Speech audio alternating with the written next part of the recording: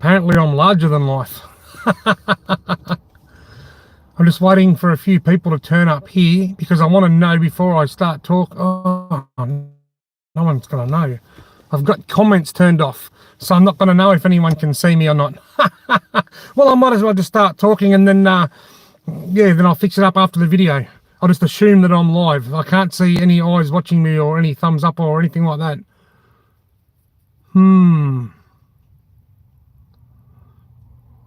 I don't know if I'm doing this right. I don't go live very often, and then when I do, things change. Oh, here we go. Now a few people here. I've got a thumbs up, and I've got 3 people looking, and that'll probably grow as I talk. First of all, I've turned comments off, and I do apologise. It's an ADHD thing. I've got ADHD, and when I talk, I get distracted really easily. And when I see all these comments coming up, I'm trying to talk and trying to read the comments at the same time, so I get a little bit confused. But there's a reason that I've gone live. I've got a few things I want to share with you. I've got an update on the pistol that I caught before Christmas. A few people have asked me if I've heard anything about that. Well, I have. And I also want to talk a little bit about ads because YouTube are making a few changes to the ads. And I want to talk a little bit about some snaky stuff.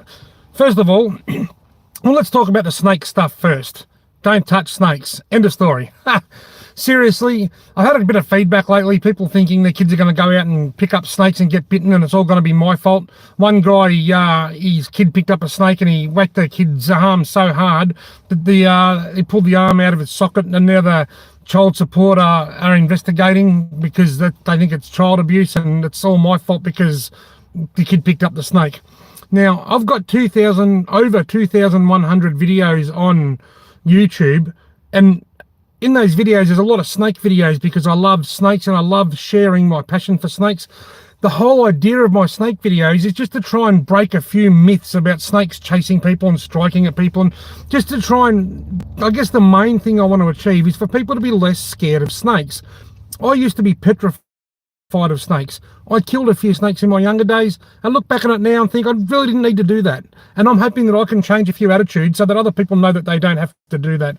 If you've got a snake in your yard and got kids or a dog or something, then what you do with it is your business. But if you're at the bush and you see a snake, just give it some space. You don't have to go near it. Just have a look at it.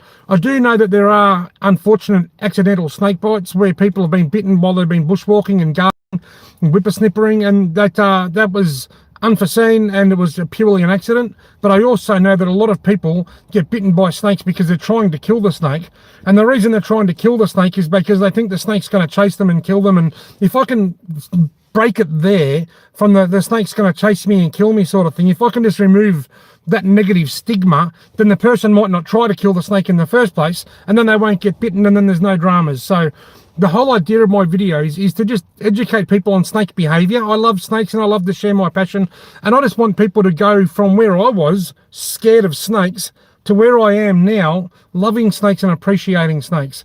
I've got a snake in my shed at home. I think I found a snake skin in a yabby net, and you'll actually see that in my video tomorrow night. I go over to Broken Creek to go fishing and yabbying, and I grab my my yabby nets. I go to bait them up, and one of them's got a snake skin in it, and I say, I must have a snake in my shed. I've had a bit of a look for it, but I can't see it. It might have moved on, I don't know. But I'm not overly worried about it because I'm not scared of snakes.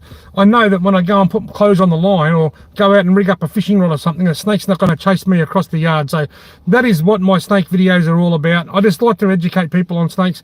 Please never touch snakes, and it's important to educate your children not to touch snakes as well. Right, now let's move on to the ad thing.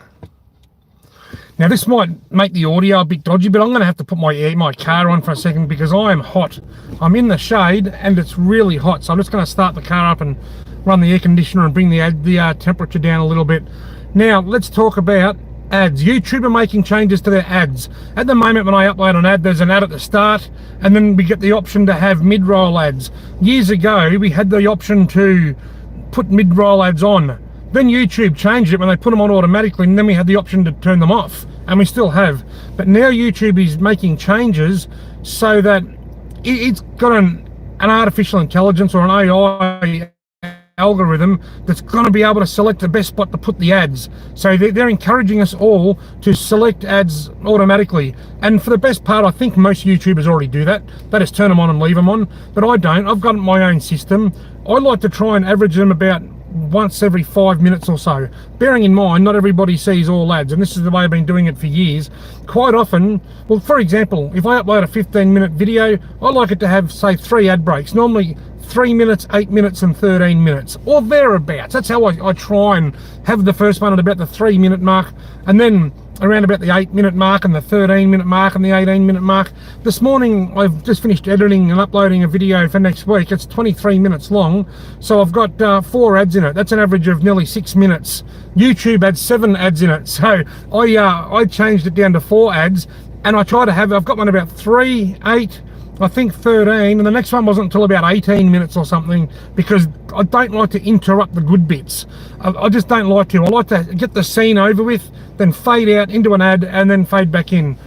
Ads are a nuisance when you watch videos, but without them I wouldn't make videos. So thankfully not very many people complain. Every once in a while someone will have a whinge, but I think most people realise now that the ads are here to stay, because that's how we make a living.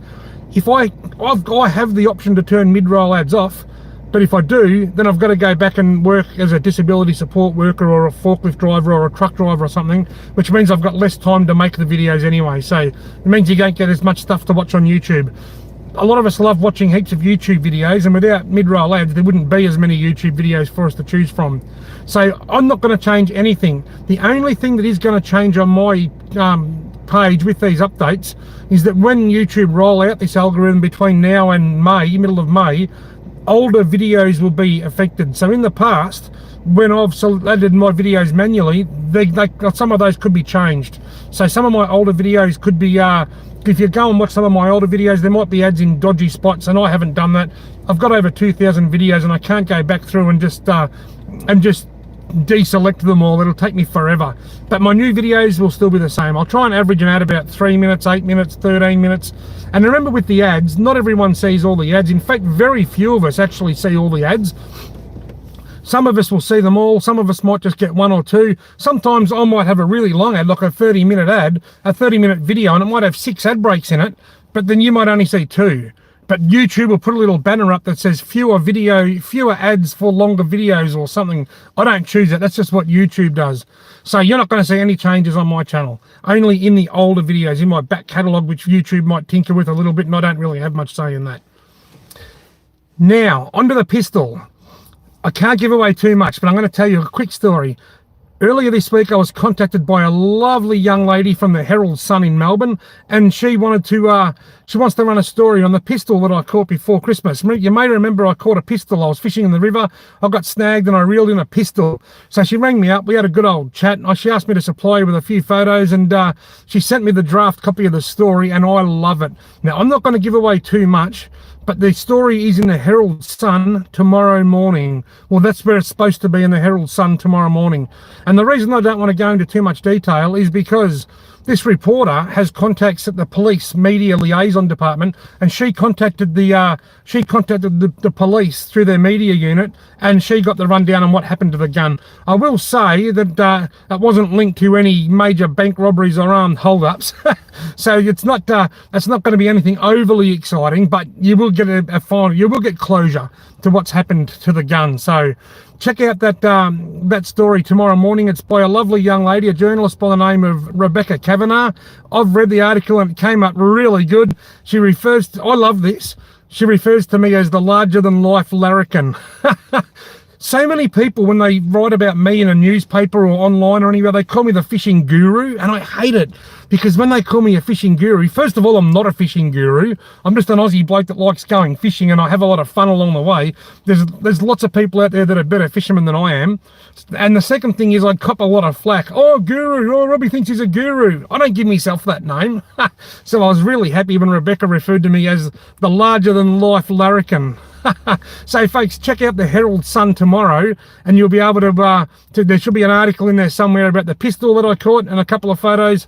I'd like to think it'll be on the front cover, a photo of me, but I don't like my chances.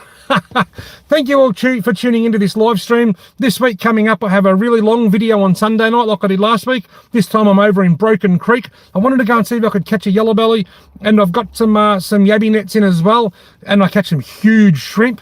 So I'm going over there Sunday night, Broken Creek.